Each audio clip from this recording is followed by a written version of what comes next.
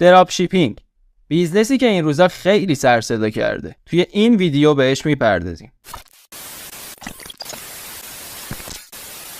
سلام به کار لاکچریز خیلی خوش اومدید. دوباره یه ویدیوی دیگه در مورد کسب درآمد داریم براتون. یه توضیح من همین اول بدم بهتون. متاسفانه نمیتونم بگم خوشبختانه، چون واقعا ما ایرانی‌ها خیلی جوگیریم. تا اسم یه کاری میاد تا میبینیم 4 نفر میرن سمت یه کاری، ما هم بدون اینکه بخوایم تحقیق کنیم، بخوایم بریم تهیشو در بیاریم، میریم سمت اون کار. انگار نه انگار که اون کار سواد میخواد، دانش میخواد و خیلی چیزای دیگه. یه چند وقت یه کاری خیلی بولد شده، خیلی سر صدا کرده به اسم دراپ شیپینگ. این استا رو که باز میکنم کلی ویدیو میاد که میگه ترید تمومه. یوتیوب نه، یوتیوب عالیه، چیزی نمیگیم، یوبش برمیخوره. اینستا تموم، همه چی رو بذارید کنار. الان بهترین کار دراپ شیپینگه. هر کاری رو شروع کردی بذار کنار، بیا سمت این کار. کاری ندارم، به احتمال زیاد پکیج فروشای زیادی رو، یعنی بهتون قول میدم به زودی خیلی از پکیج فروشا میان سمت این کار. دوره کسب درآمد از دراپ شیپینگ، دوره میلیاردر شدن با دراپ شیپینگ. حالا هر چی کاری ندارم، توی این ویدیو 0 تا 100 دراپ شیپینگ رو بهتون میگم، بهتون ایباشو میگم، بیاشو میگم و هر چیزی که باید در مورد دراپ شیپینگ بدونید رو بهتون میگم. دراپ شیپینگ یعنی چی؟ خلاصش رو بهتون بگم، شما واسطه بین تامین کننده و فروشنده هستید. حالا بازترش میکنم. شما به عنوان یه دراپ شیپر، اصطلاح انگلیسیشه، یا فارسیشو بخوام بهتون بگم خرده فروش، کاسب، هر چی. یه سایت دارید که داخلش یه سری محصول دارید. مشتری میاد از شما خرید میکنه، ولی شما اون جنس رو در انبار یا مغازه ندارید. شما اصلا نه انباری دارید نه مغازه‌ای. شما نشستی تو خونت، شما فقط یه سایت داری و یه تامین کننده. مثلا من مشتریتم، شما می سایت فروشگاهی داری، کیف زنونه میفروشی، یا قیمتا رو میبینم، کیفا رو میبینم، از یه کیف سبز رنگ خوشم میاد. کیفرم حالا مثلا میگیم 700,000 تومانه. خریدمو انجام میدم، آدرس خونه و اطلاعاتم هم که قاعدتاً باید بدم به سایت. شما 700 میاد به حسابت. زنگ میزنی به تامین کننده‌ات، به اون کسی که کیفو ازش میخری، میگه اون کیف سبزه چند بود؟ میگه 630,000 تومان. میگی به این آدرس میخوای بفرستی، هزینه ارسالش چقدر میشه؟ آدرس مشتری رو بهش میگی، میگه 30,000 تومان. کلا میشه چقدر؟ 660,000 تومان. شما چقدر سود میکنی؟ 40,000 تومان. این جامع ترین توضیح کار یه دراپ شیپره. دراپ شیپینگ یعنی خرده فروشی، دراپ شیپر یعنی خرده فروش. فارسی تر بگم که قاطی نکنید، شما یه مغازه داری، مثلا میشی چی؟ مغازه دار. کسب و کارت مغازه، خودت مغازه داری، اونجا که مغازت. کسب و کارت دراپ شیپینگ، خودت دراپ شیپری. خرده فروشی، کارت خرده فروشیه. پس مشخص شد شما واسطه بین مشتری و تامین کننده ای. بریم خوبیای این کار رو بهتون بگم. 1. این کار سرمایه کمی میخواد. کل سرمایه‌ای که شما میخواید یه لپتاپه.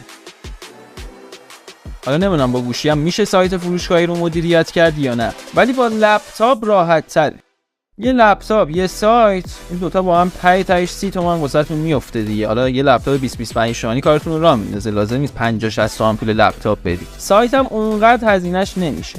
2. محدودیت زمانی و مکانی نداری. شما هر جا باشی میتونی کارتو انجام بدی. شما میتونی تو مسافرت باشی ولی کارتو انجام بدی. مشتریت خرید میکنه، تو هم زنگ میزنی تامین کنندت، میگی بفرست به این آدرس. یه چیز خیلی خفن بگم، این ویدیو 100 تا لایک بخوره، یه ویدیو جامع و کامل میسازم واسهتون که چجوری به خارج از کشور جنس بفروشید. چون همونطور که بهتون گفتم محدودیت مکانی نداری، به خارج از کشورم میتونید بفروشید. پس ویدیو رو واسه دوستاتون بفرستید. دمتون گرم. 3. دغدغه انبار ندارید. انبارداری خودش 1000 تا دردسر داره. جنس جور باشه نباشه، هزینه اجاره انبار، اینا دردسرای زیادی داره. ولی تو بیزنس دراپ شیپینگ از این مشکلات خبری نیست، چون شما نشستی تو خونت دیگه، انباری نیستش اصلا. بریم برای عیب و ایراداش، معایبش. 1. محصولات با برند خودتون ارسال نمیشن. شما فکر کن اسم فروشگاهت اینه، کیف زنونه آرش، ولی با چه اسمی ارسال میشه؟ کیف زنونه ناهید. پس برندت و اسمت به یاد کسی نمیمونه. حتی ممکنه اون مشتری بعدا بخواد خرید کنه به شما هم زنگ نزنه، مستقیم بره مثلا اون تامین کننده بخره. 2. حاشیه سودت خیلی کمه. دلیلش خیلی مشخصه. شما عمده خرید نمی‌کنی که بهت قیمت پایین بدن. مثلا یه کیف می‌خوای، میگی بفرست به این آدرس. یه کیفو طرف قیمت عمده باهات حساب نمی‌کنه که، شاید یه ذره کمتر حساب کنه. مثلا کیف خریدش برای مشتری 700 میفته، به ما میده 680 670. سودش کمه برای شما، سودش خیلی کمه. 3. شما خیلی نمیتونی از کیفیت جنست مطمئن باشی. ممکنه تو حمل و نقل جنس آسیب ببینه. یه تامین کننده یه جنسی رو نداره، به جاش مثلا کیف سبز میخواد مشتریت، تامین کننده زردش رو میفرسته. اوکی، این مشکلات هم هست دیگه، شما که نظارت نداری.